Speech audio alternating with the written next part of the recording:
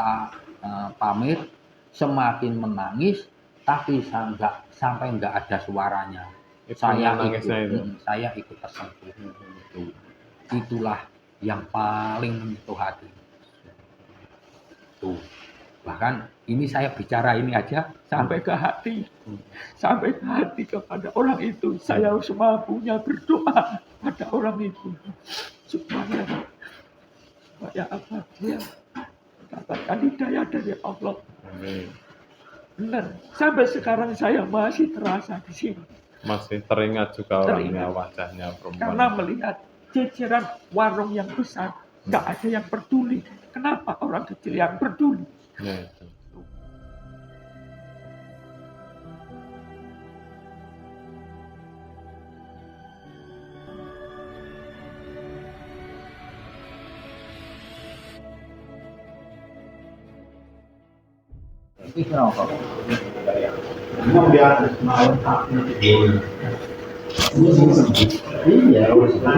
Assalamualaikum warahmatullahi wabarakatuh. Waalaikumsalam warahmatullahi wabarakatuh. Alhamdulillah wa syukurillah wa nikmatillah wa la haula wa la quwwata illa billah. Allahumma shalli ala Muhammad wa ala sayyidina Muhammad. Masih bersama Kendilireng dan para penonton pemirsa semuanya Kendilireng dimanapun Anda berada. Semoga kita senantiasa diberikan kesehatan, keselamatan, dan iman Islam dibanyakan rezekinya. Amin. Amin. Dan dalam kesempatan sore ini kita mau ngobrol-ngobrol santai perjalanan spiritual, belajar ngaji di jalan bersama saudara-saudara saya. Silakan Pak, diperkenalkan. Nah, sama saya Indrawan dari Lampung. Lampung. Kalau saya namanya Pak Suyatni, cuman panggilan itu orang-orang nyebutnya Mbah Gani. Saya dari Lampung Tengah. Lampung Tengah. Ini Lampung, ini Timur. Lampung Tengah. Oh, Timur sama Tengah. Kok bisa ketemu di sini gitu? Ya, dari awal di majelis di rumah kita kan udah barengan. Oh, gitu. Kan jauh Mbak Lampung Tengah sama Lampung. Ya, jauh nggak jadi masalah. Yang penting perjuangan kita harus benar-benar berjuang. Jauh nggak jadi masalah. Semangatnya luar biasa. Kemarin dengar-dengar katanya baru pada melaksanakan perjalanan spiritual ngedan ini. Ya. Nyampe mana aja kemarin? Ini paling lama kan kitanya 1 tahunan kan? Ya kan ganti tahun kemarin. Oh iya. Iya betul. Wah, Hebat. Itu kok sempat mikir lama. Iya benar. 1 tahun. 1 tahun benar. Berangkatnya 2024, baliknya 2025. 2025. Betul, Gus. Gimana kemarin perjalanannya? Ya. Penuh luka, apa penuh duka, apa banyak makan, apa banyak tidur, apa banyak minum? Kalau luka tuh jelas, tapi di kaki. Nah, ini siapa pada jebol. Alhamdulillah. Udah agak sembuh. Kalau alhamdulillahnya saya dari awal dari Ngedan 21 sampai 41 alhamdulillah aman. Berarti sudah terbiasa di sawah. Nah, ini tukang ngarit. Tukang ngarit ini. Jadi nggak masalah dengan kaki ya? Nggak masalah.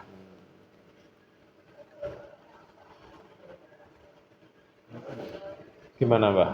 Dapat pelajaran apa di jalan? Pelajarannya yang saya alami itu ya berbagai macam. Kalau masalah rintangan, semua istilah pejalan itu ya tetap ada rintangan. Iya. Tapi rintangan itu jangan kita istilahnya bikin beban berat. Betul. Bikin enjoy saja. Iya. Nanti Allah akan memberikan yang terbaik. Amin. Kalau masalah urusan kita dapat makan atau tidak, alhamdulillahnya tiap hari ada yang ngasih makan. Bahkan yang kalau di Kuningan itu yang saya salut, orang Cina tiap hari keliling bawa mobil, itu bawa makanan. Kalau habis, begitu ketemu di mana ada orang berapa, sudah tunggu dibelikan. Bahkan makanannya bukan ecek-ecek. Padang. Padang, ikan minimal itu paling min telur. Itu orang Cina. Cina. Tapi sempat ngobrol nggak Pak? Ya ditanya-tanya. ya ditanya, pernah dapat makan apa enggak? Pernah enggak dapat makan apa? Kalau saya pribadi enggak pernah, istrinya pernah kelaparan. Tiap hari ada yang ngasih makan. Walaupun toh kadang yang enggak berupa nasi, kadang ya roti ataupun gorengan, ya bisa untuk ganjil perut. Namanya kan itu makan. Iya, makanan ringan. Tapi sempat tahu nggak kalau orang Cina itu Muslim atau non Muslim? Saya Nggak sempet tanya. Nggak ada interaksi. Iya, gitu, iya. ya. Cuman kalau bahasa salam, ya salam. Tuh, assalamualaikum. Ya, bahkan dia sudah tahu 21 atau 41 gitu. Jadi mungkin ya orang itu sudah dari dulu kebiasaan nyari pejalan kaki seperti kita ini bersedekah kepada saudara-saudara pejalan kaki ini. Tuh. Itu kok apa motifnya kan gitu, sampai orang Cina memberikan sedekah sama kita yang di jalan gitu. Kalau masalah motifnya saya nggak tahu. Mungkin dia sudah merasakan berkahnya bersodakoh. Mungkin di situ. Bisa jadi.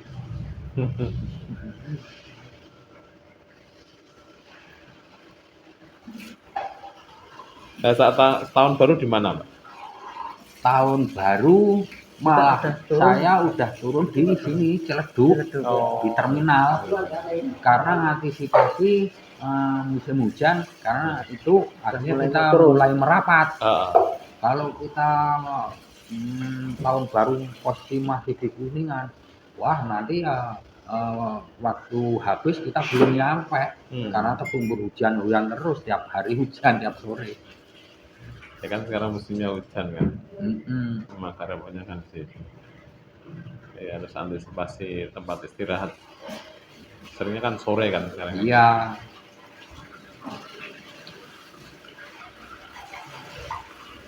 Tapi hal yang paling menyentuh hati apa, Mbak, di waktu perjalanan? Kemarin, nah saya dikasih makan sama warung yang paling kecil di antara jajaran warung. Berarti ruko-ruko, warung-warung ya. Nah itu saya dikasihlah makan. Kasih makan sayurnya itu sayur asem, pakai osengan juga. Di situ dikasihlah minum teh hangat, teh manis, yang jadi istilahnya bikin saya nangis, dia nangis. Nah air itu yang dikasihkan itu saya masukkan ke botol aqua saya, air teh itu. Nah botol itu saya bungkus dengan itu loh, tawasul itu. Tawasul itu saya bungkuskan ke aqua biar nggak rusak. Nah itu saya tali pakai tasbih. Saya nggak tahu kalau ibu-ibu itu ngamati saya dari belakang. Saya di depan terasnya, ibu-ibu itu ngamati saya di belakang, di dalam rumah. Begitu saya nuangkan air itu ke dalam aqua, ibu-ibu itu nangis. Nah, kenapa katanya? Ya nggak tahu, mungkin orang gila, orang bintu, tapi kok bawaannya kayak gitu. Mungkin gitu. Bahkan setelah itu saya merasa terima kasih, minta pamit, semakin menangis, tapi sampai nggak ada suaranya. Saya ikut tersentuh. Itulah yang paling menyentuh hati. Tuh. Bahkan ini saya bicara ini aja sampai ke hati. Sampai ke hati kepada orang itu. Saya semampunya berdoa pada orang itu. Supaya apa? Dia dapatkan hidayah dari Allah. Benar. Sampai sekarang saya masih terasa di sini. Masih teringat juga orangnya, wajahnya perempuan. Karena melihat jajaran warung yang besar, nggak ada yang peduli. Kenapa orang kecil yang peduli? Ya, itu. Seringnya kalau di jalan malah kayak gitu ya? Iya. Bahkan sering dikasih makan sama preman-preman yang bertato. Itu anehnya. Tapi orang-orang yang istilahnya mewah-mewah atau yang pandai-pandai nggak pernah saya dapatkan dari orang lain. Demi Allah saya ngomong ini dari hati saya Iya. yang sangat dalam, berdoa pada itu. Ya Allah, saya mati aja teringat sama ibu itu. Ya, semoga kebaikan beliau mendapatkan balasan yang setimpal, Amin.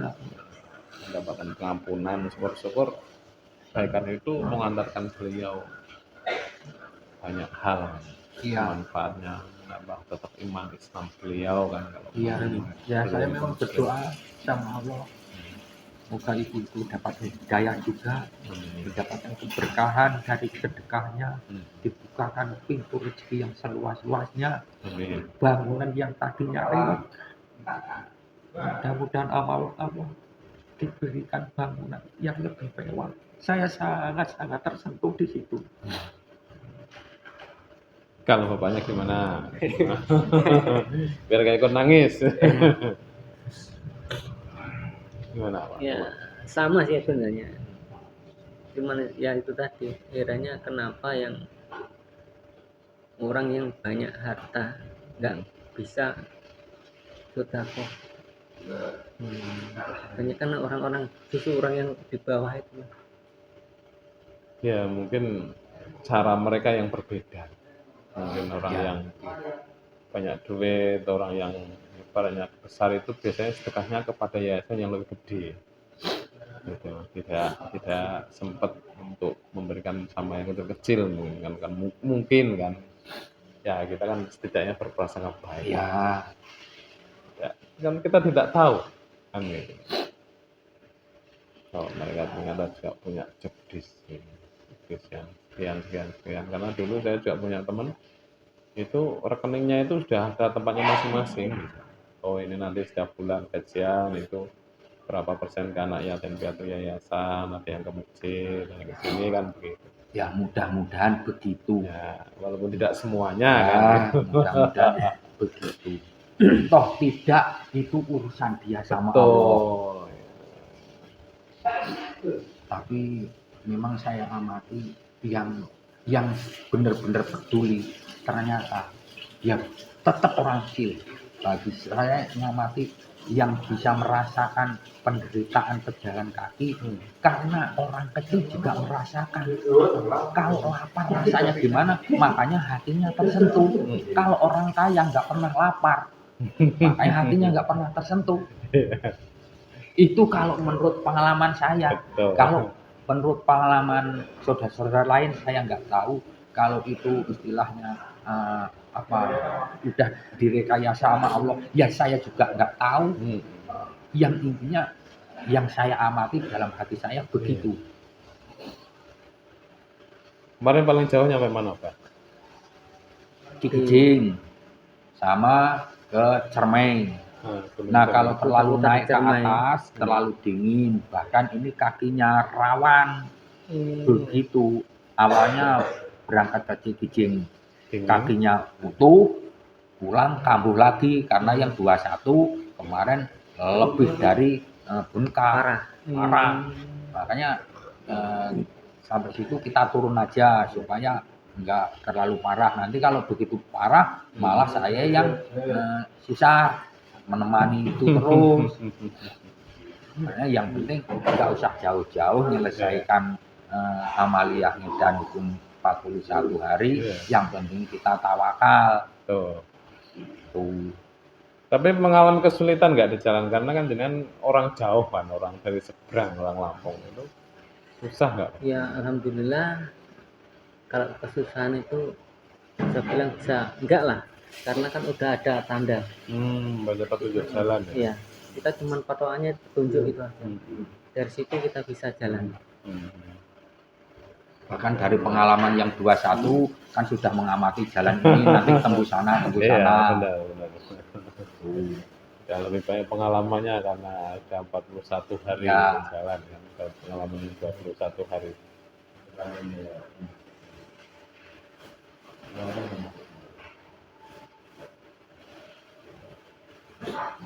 Sering diusir orang, Pak?